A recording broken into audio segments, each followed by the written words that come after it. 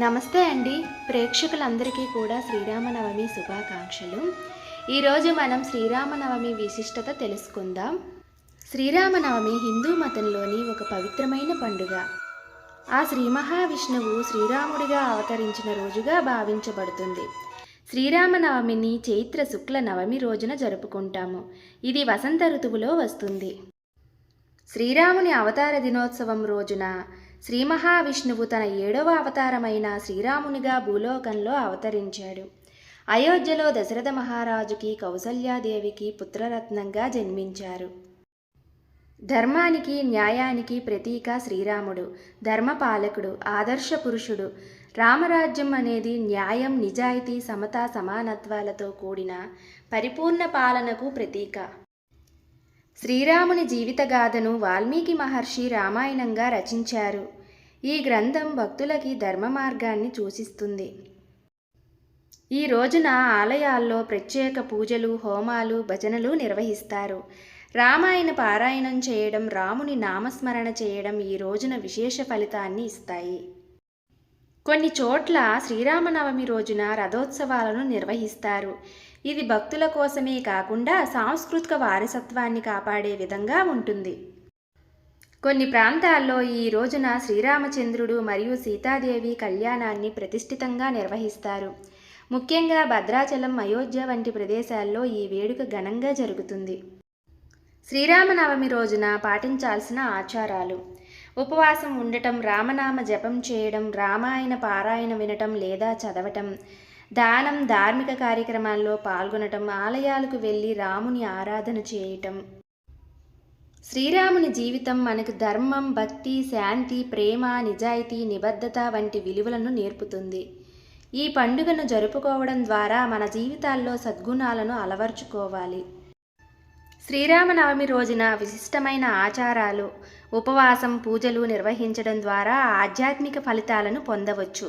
ఈరోజు పాటించాల్సిన ముఖ్యమైన ఆచారాలు ఏమిటంటే, రామనవమి రోజున ఉపవాసం ఉండి భక్తిభావంతో పూజలు చేయాలి. కొందరు పూర్తిగా నిరాహారంగా ఉంటారు. కొంతమంది పళ్ళను మాత్రమే తీసుకుంటారు. సాయంత్రం లేదా రామ జన్మ సమానంతరం పూజా సమాప్తి తర్వాత సాత్విక ఆహారం తీసుకోవచ్చు. పూజకు ముందు స్నానం చేసి పవిత్ర వస్త్రాలు ధరించాలి. పూజా మందిరాన్ని శుభ్రం చేసి అలంకరించాలి. శ్రీరాముని విగ్రహం లేదా చిత్రపటాన్ని ప్రతిష్ఠించి పూజ చేయాలి. శోభన మంత్రాలు, భజనలు, రామనామ జపం చేయాలి. నైవేద్యంగా పానకం, వడపప్పు, చక్కెర పొంగలి, పాయసం వంటి ప్రసాదాలు సమర్పించాలి. రామాయణం పారాయణ చేయాలి. ఈ రోజున వాల్మీకి రామాయణం లేదా తులసీదాస్ రామచరిత మానస్ పారాయణం చేయడం శ్రేయస్కరం. శ్రీరాముని కీర్తనలను పాడి భజనలు చేయాలి. సీతారాముల కళ్యాణం దర్శనం చేసుకుంటే చాలా మంచిది. భద్రాచలం, అయోధ్య, రామేశ్వరంలోని ఆలయాల్లో ఘనంగా నిర్వహించే శ్రీ సీతారాముల కళ్యాణాన్ని టీవీల్లో కానీ, ఫోనుల్లో కానీ లేదా డైరెక్ట్గా కానీ వెళ్ళి చూస్తే చాలా మంచిది. రామనామ జపం చేసుకోవాలి. శ్రీరామ జయం అనే పదాన్ని పదే పదే జపించాలి.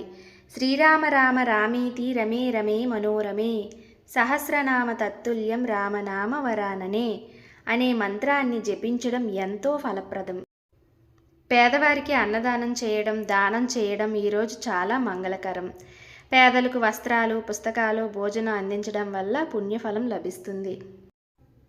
ఈ రోజున పెద్దల నుంచి రామాయణ గాథలు వినడం, పిల్లలకి చెప్పడం ద్వారా ధర్మాన్ని ప్రోత్సహించవచ్చు. శ్రీరామనవమి నాడు పాటించే ఈ ఆచారాలు మనలో భక్తిభావాన్ని పెంచి ధర్మ మార్గంలో నడిపిస్తాయి. ఈ పవిత్ర దినాన్ని భక్తి శ్రద్ధలతో పాటించి శ్రీరాముని ఆశీస్సులను పొందుదాం. శ్రీరామ జయం.